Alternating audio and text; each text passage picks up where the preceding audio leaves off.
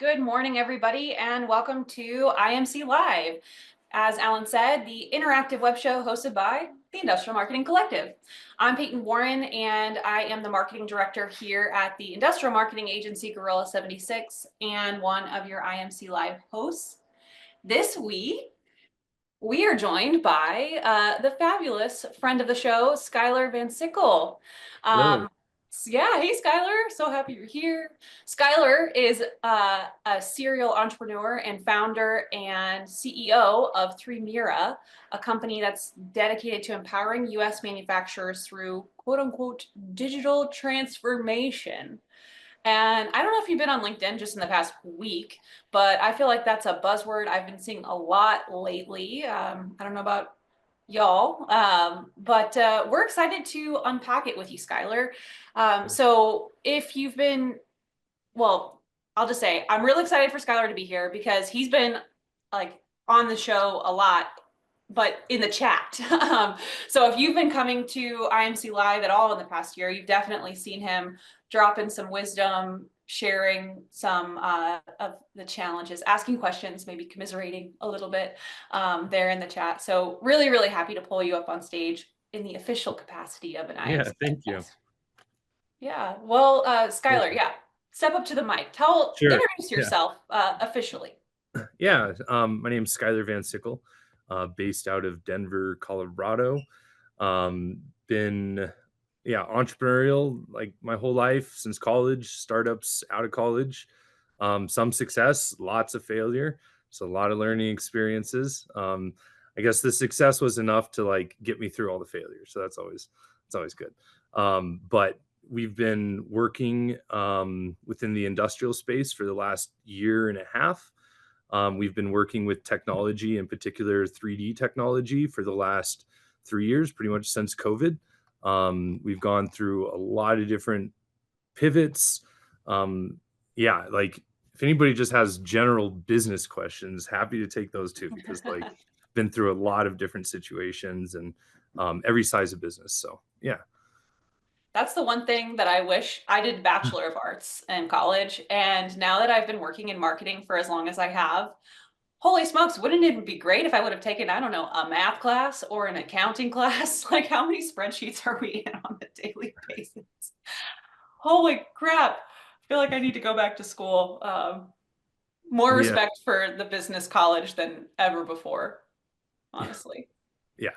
Yeah, I had to take So accounting twice. nothing like real world learning experience though. Wow. Yeah, for sure, Absolutely. for sure. Well, one of the things that I think, because I mentioned digital transformation at the outset. Well, before I even jump in the chat, I dropped a little bit of a poll, and we are curious, how are you extending your manufacturing showroom or your industrial showroom digitally? If that's like a couple of ways that might be images, CAD, video, any sort of like digital component that you're doing, video tours, things like that. If you're doing it, we'd like to hear about it. It could kind of maybe tilt the direction we go with this conversation. But Yeah, like how do you communicate with your customer and like demonstrate your products when they're not at your showroom or you're not at a trade show, basically? Like what have you found to be like the best way to communicate that? That's what we're looking to learn. cool. Like Yeah. visually in particular. Yeah. Yeah. So I think maybe even a good place to start with that, Schuyler, is like, how would you define digital? Sure. Well, digital, I mean, let's look at the history of digital, right? Like the internet really becoming popularized in the 90s, right? You have the dot-com bubble where all of these companies went digital or were digital first for the first time. Then you had, the bubble popped, a lot of them failed, right? Then you went into, the early, the mid to late 2000s where social media became a thing. Here's an interesting fun fact. LinkedIn was actually started. So during 2000, you had Y2K, right? And the whole problem with that is that everybody needed to adjust their clocks to deal with a 00 on a time, right? There were only a few people in the world that could actually come into an organization and help them get through that. That's why LinkedIn was invented, is all of the people would post what job they're at, when they're opened up for a new opportunity. But basically it was just to follow around those configurators. Yeah, those people that could do the proper configuration. So just kind of an interesting history in digital, the digital landscape. Since then we've seen consumer products, right? Like if you're not online as a consumer company, like you're pretty much behind, right? Most of the internet has been built for consumer products. We've seen B2B SaaS products kind of pop up as well, or even B2C SaaS products, as in, like insurance being a big one. Like besides the marketplaces and the physical goods, think about all the software, the Spotify's, the music, the videos, right? That's a piece of digitization, right? That's all digital in the consumer product realm, right? But we keep going along that chart, and when we look at digital in the industrial field, what we've seen is the robotics, right? The digital twins. We've seen CAD software, right? We've seen this evolution of going from bits to atoms, you could say, right? Where things are created first digitally and then created physically. The last piece that we haven't yet seen is, how do B2B industrial products, industrial companies sell their products online, right? Why is that so hard, right? So when we look at digital, what a question is that? Yeah, right? why is that so hard, Schuyler? I mean, my biggest thing is because most of the internet has been developed for consumer brands and around consumer interchange in particular, which is like credit card transactions. So there's still a lot of room for e-commerce within the manufacturing and industrial space that has barely been tapped. In fact, last year only 17% of industrial commerce was done digitally. So there's a lot of room to catch it up with the consumer trends, which is what everybody's basically expecting these days. Like if you're not present online, you basically don't exist, right? Whether that's LinkedIn or your own website, right? If you don't have a good digital training experience, you're going to get passed over for your competition who does. Like we see this in the medical space in particular with medical equipment and medical devices. If there's no digital training experience, then like that's a huge competitive edge now. And so digital transformation, it's touched all the different parts of a manufacturer, except let's say the sales and marketing, which we're just getting on, right? You got you got the Gorilla Group and you got all the IMC group, right? It's like industrial marketing is almost a new thing, it feels like, right? And we're such a niche group of people. But now we have access to all these amazing digital technologies, and we're just getting figured out how to use them, right? Yeah, applying them to your own, like you said, industrial marketing in and of itself is a niche. And then you look at each of your individual companies and what you do. And it's like we could have multiple tooling companies on this call, but you all service a different market, a different type of tool. Like it's just incredible and insane, like how unique every single use case is, or every single product is, even where there are similarities. Yeah. Yeah. So did I answer your question of what is digital? Yeah, I think that covered it. Okay. All right. Yeah. So how did your company come to be and to address these issues and, to make up that gap? Yeah, sure. So we started, around 2020 when everything basically had to go digital. We started experimenting a lot with 3D technology, QR codes, AR, VR. We had an early company where we were working with artists to help them digitize their artwork to be able to sell it online. Artists are very tough, like the art market is very tough. But what kind of came out of that was like the way we were working with AR and VR technology and the 3D technology and the capabilities itself.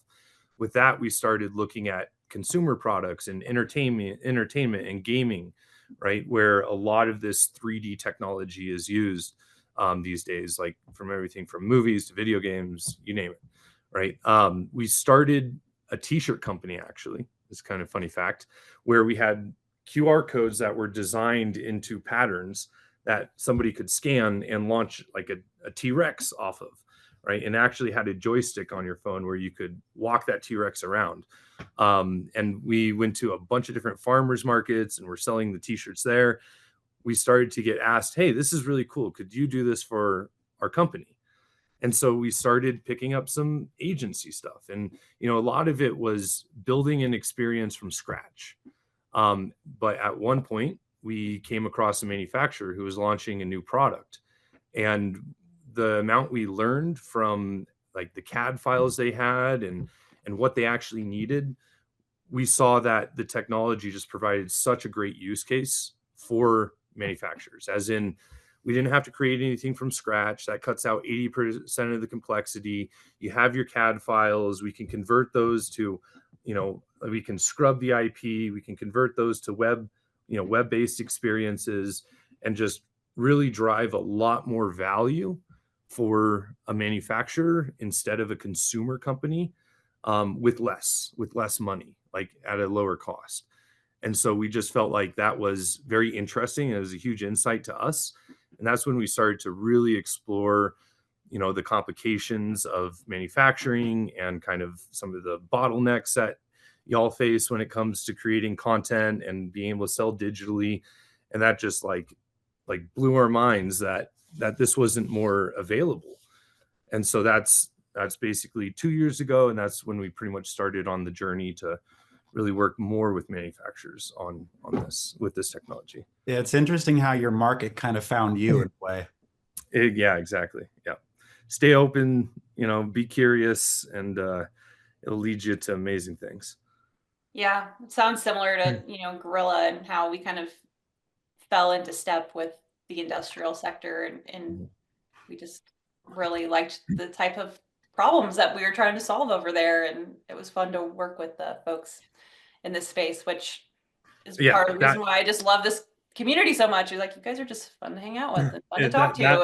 And so. That is absolutely huge. I've noticed also because, you know, I've been a part of like the startup scene for a long time, which is a lot of tech companies. You know, you can, you know, get that Silicon Valley vibe, you know, like type stuff. But being here in Denver, like we're right in the middle between Chicago and California, right? So like in this way, so we get a lot of crossover. And, you know, it's like the more and more I work with manufacturers, it's just, I like this, like these are my people, right? I don't, you know, the Silicon Valley much is a little bit much for me, you know, but what I have found is that there's a lot of community in startups, like a lot of community. There's so many events, et cetera, et cetera. And so we're trying to bring some more community over to the manufacturing space, like being in between Chicago or New York and California, right? We see this interesting blend of like physical and digital technology as well, in the space. We got a lot of manufacturing here, you know, Coors, right? Like huge, you know, huge in the space. So yeah, it's kind of, you know, to speak to the culture of what we're finding. Yeah, we think there's a lot of opportunity to create more community too. That's cool. That's cool.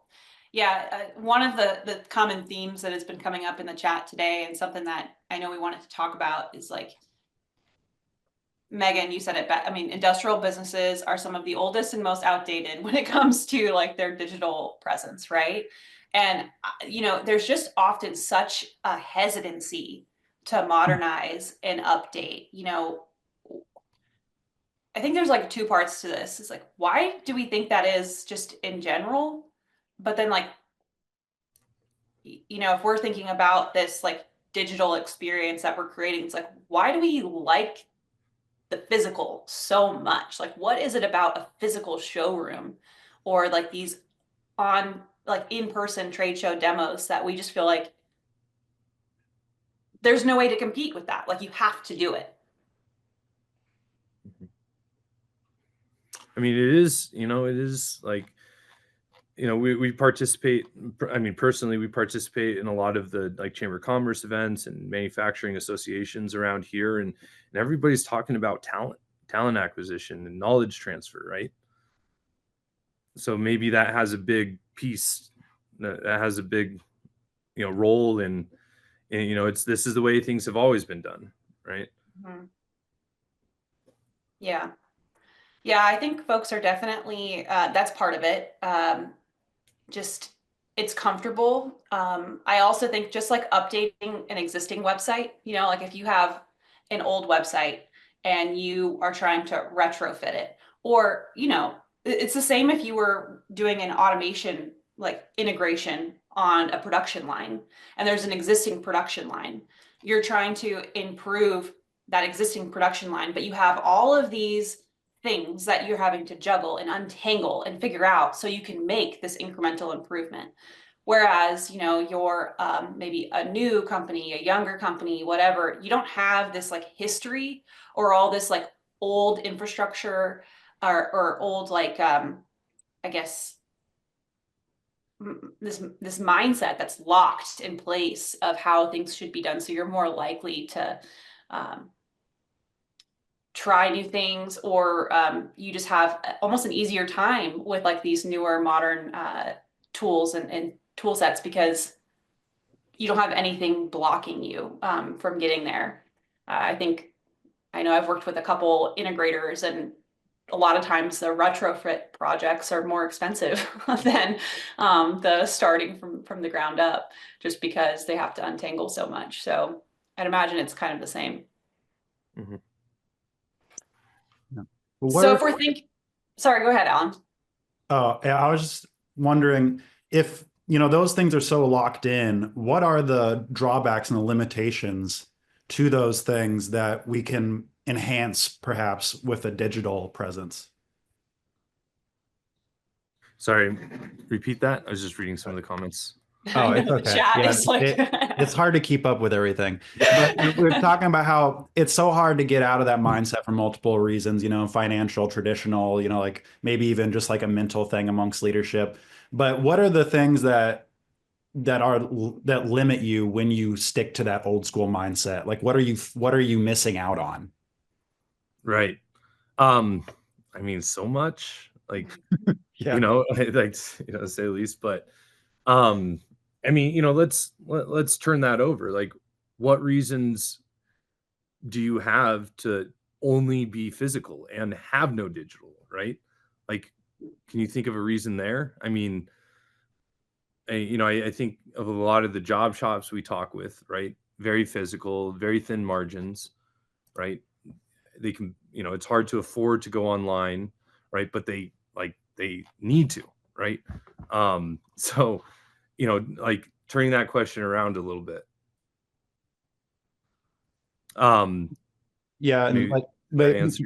yeah, like let's say, for example, you have a CEO that comes in and says, well, if I can't kick the tires on it, how do I know it works? I gotta actually know that it works by like show me state style seeing it. Right. Right. So like, I mean, let's say you're just at your local association event, right? And there's a potential customer, and that's what he says. What do you have to do next? You have to schedule a time for him to travel to your location to actually kick the tires, right? Maybe that location's not in the same state, so you actually have to fly them. Or maybe it's best that they come to the trade show the next week, or whatever that is, right? What that doesn't do for you is qualify them ahead of time, right? If they absolutely need to kick the tires of this, but you can show them everything about it ahead of time, right? Like that kicking of the tires is basically closing the deal, right? At that point. So, we just find that there's so much you can do on the top of the funnel to better qualify customers before having to fly them in to kick the tires, if that makes sense. Yeah. Sorry, Alan, go ahead if you had a thread. I just snaps over here. I'm just in agreement. Mm-hmm. Yeah, and it seemed like the chat was there. You'll have a lot of people agreeing that perhaps the best way to go about doing that is a 3D model of some sort, right? So like, could you go in a bit more in detail on how you can um, prepare people with that kind of technology? Yeah.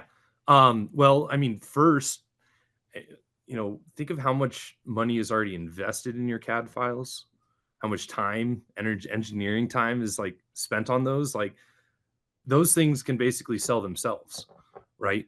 The problem has been, how do we safely share them, right? Being one of them. Like, how do we make sure that they look good and that they can work on any device, or, I don't have to like use all my computing resources just to demo a screen share or take a video of them, right? How do we make it more interactive? I mean, these are all the questions that we're asking, right? How do we essentially unlock that CAD file for sales and marketing, right? Or even all the way to the extent of aftermarket support, right? How do you derive training materials or servicing content out of that? How do you derive, call that like hotspots out of that, or call outs out of that, right? How do you, I mean, what we like to say is that your product as a manufacturer sells itself, right? As in, like, you are making this hardware to fulfill this need, right? That is selling itself. Now, what you have to wrap around that is some context, right? That's where marketing comes in. That's where sales comes in, right? So how do you lead with your product? And, how do you also still lead with your product even if you can't have the physical widget there, right? So something that we talked about too, I guess, like as an agency, I know it's maybe a little bit different than like an in-house person, but like, man, do we struggle to get photos of products or just like, I don't know, any sort of like graphic or like anything at all that shows what this thing is that we're trying to market. So like, yeah, I mean, if we can't even get a photo, can't even get like a non-pixelated photo that wasn't taken on a Motorola flip phone, what And well, what can there's we a do? lot. I mean, like, how do Right. you sell something? How do you show it without assets?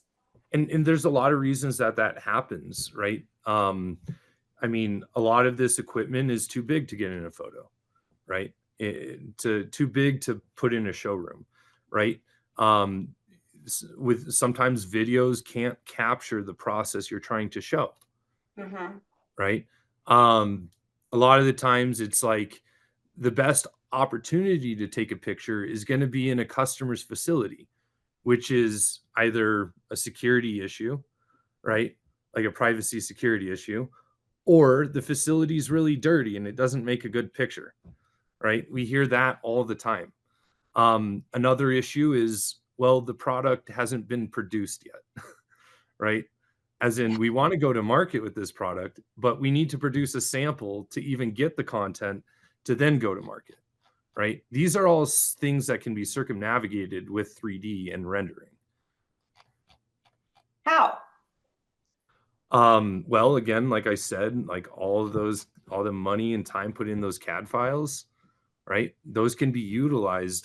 So, I mean, our software converts those into 3D rendered experiences that you can make tutorials out of, that you can capture even screenshots or rendered images out of. That's how we do it.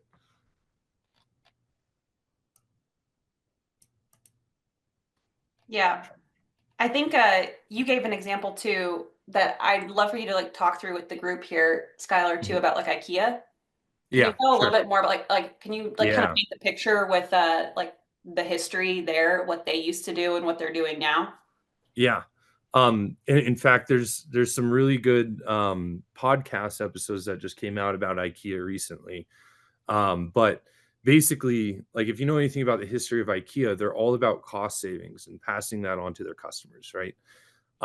When digital started becoming a thing, they started looking like, how do we sell online? And what they found is that it was not, it was too cost prohibitive for them to start selling online by trying to do images and videos.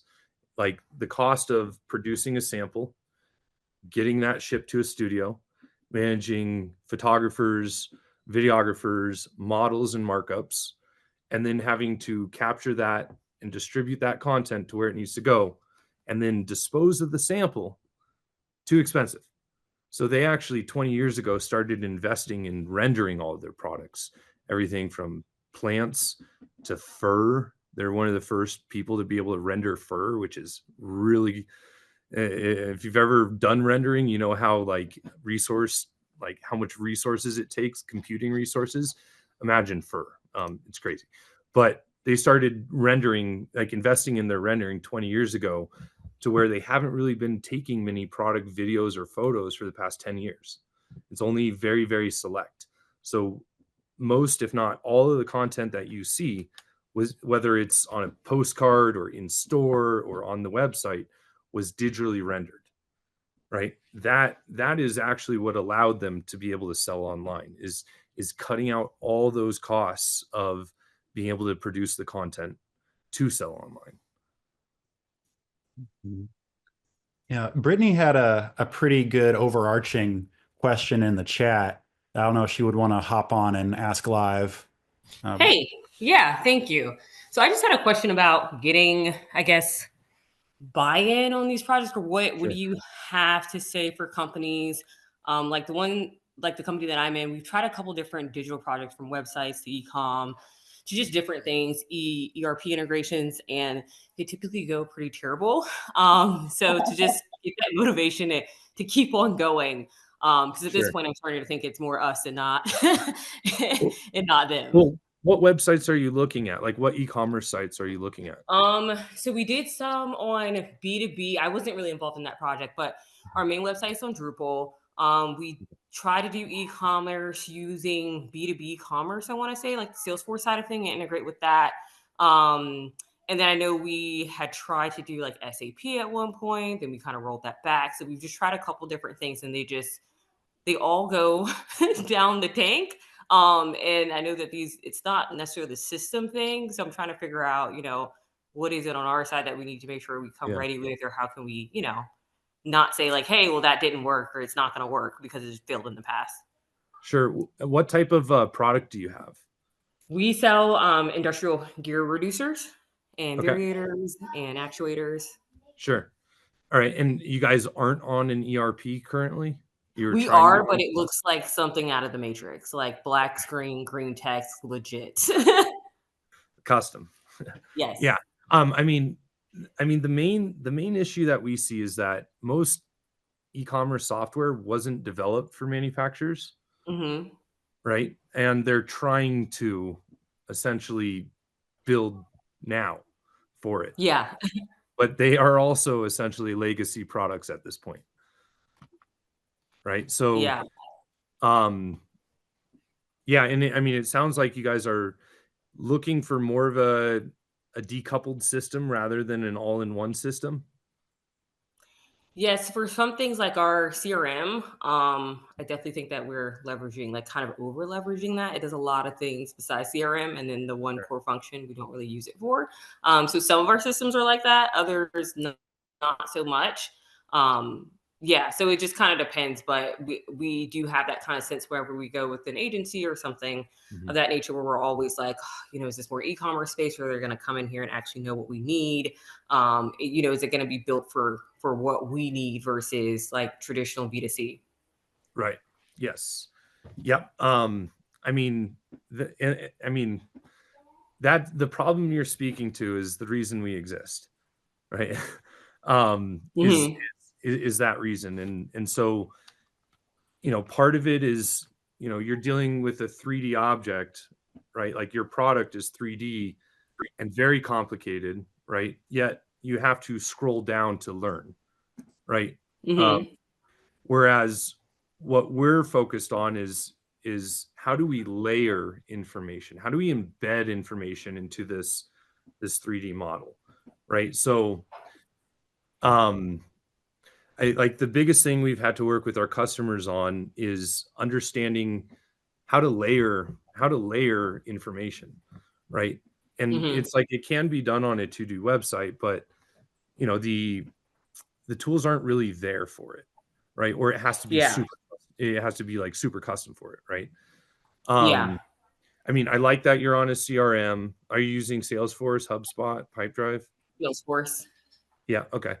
Salesforce is a whole thing. Salesforce in particular, in particular, like right now, most of the B2B e-commerce people are looking, like we find that is being looked at is Salesforce made a really big run at it, but but a lot of people have been migrating off of it, starting to look at Shopify Plus or Shopify Enterprise, where their enterprise does integrate with your ERP, and that's what you're basically paying more for, is that ERP integration, because Shopify is this SMB consumer product all-in-one tool that has their own inventory system, right? So you're paying for the front end plus your own ERP system integration there.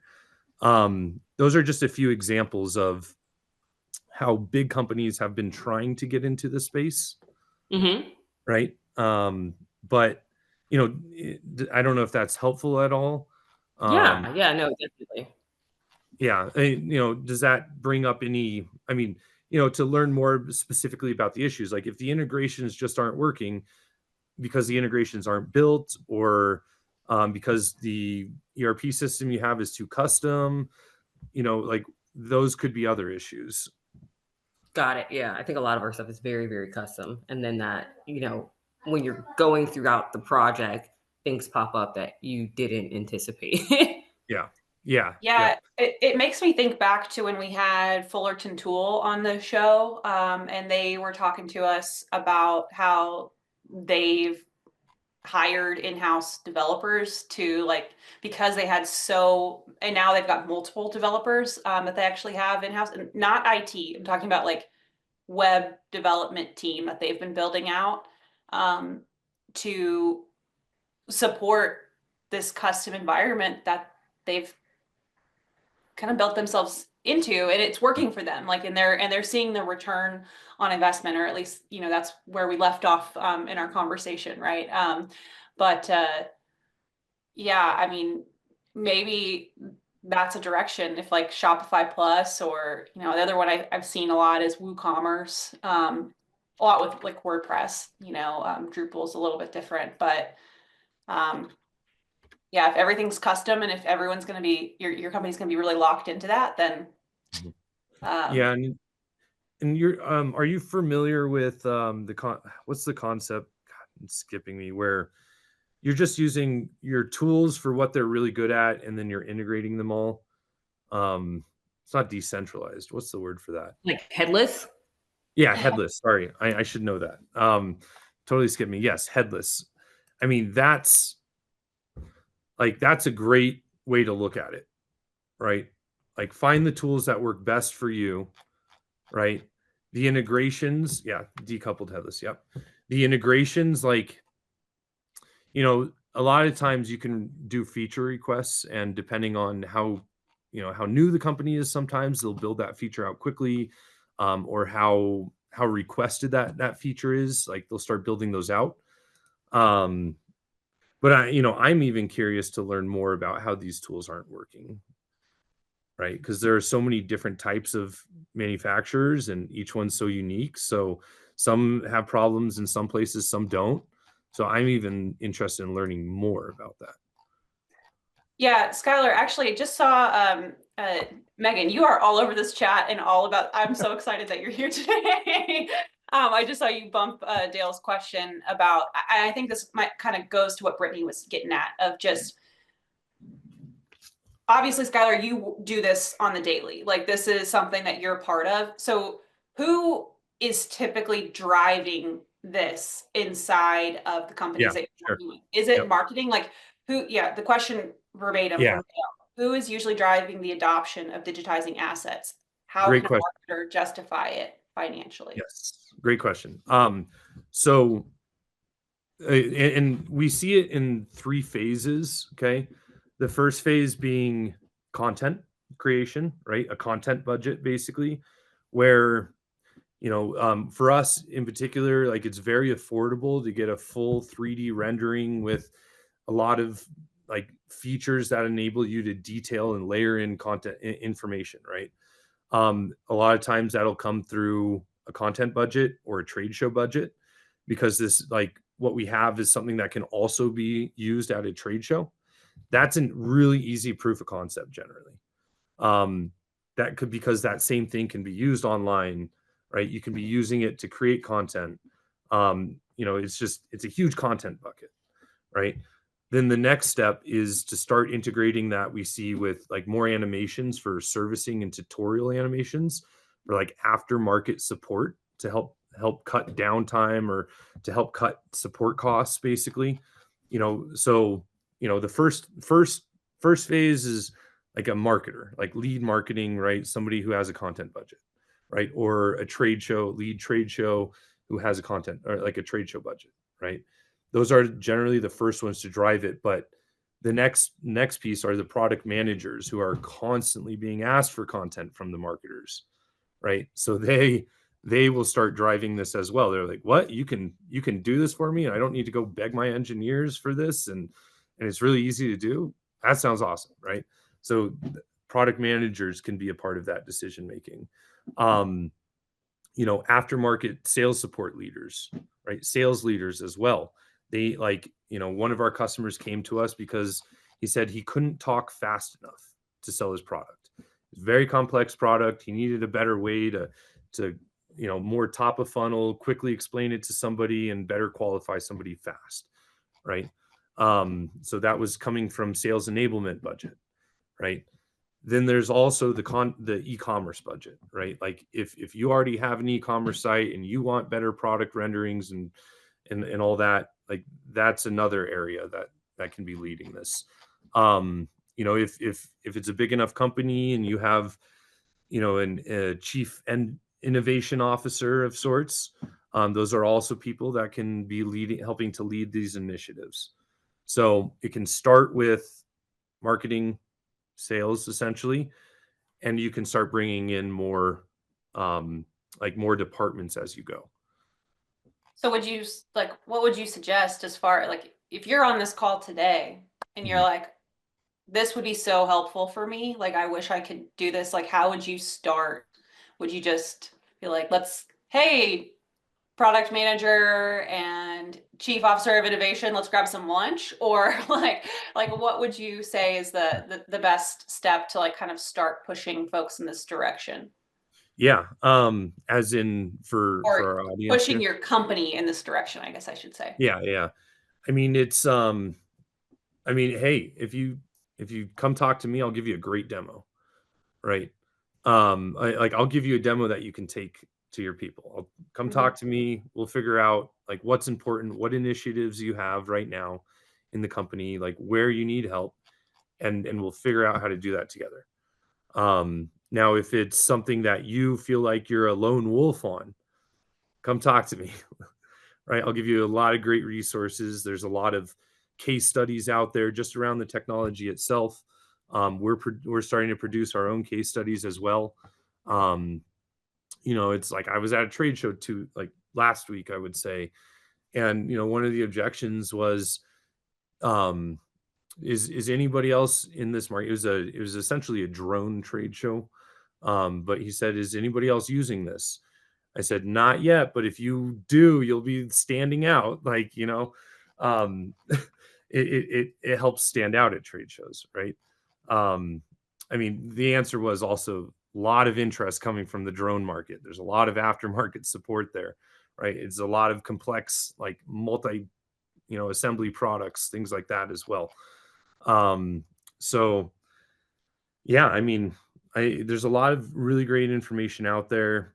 If you're looking at a videography or photography budget, 3D content like can fit right within that, whether it's us or somebody else. One of the issues we do have is like if you don't have a CAD file, then you need to be able to develop a CAD file, right? Like we've talked to companies who are just now starting to ramp up their CAD updates and CAD development. It's going to take them a while, right? That's something that needs to happen. And that's a really big company that you wouldn't expect to need this. If you have a nice, tight little team, to be able to get the the proper file type you need should take your engineer 10 to 15 minutes.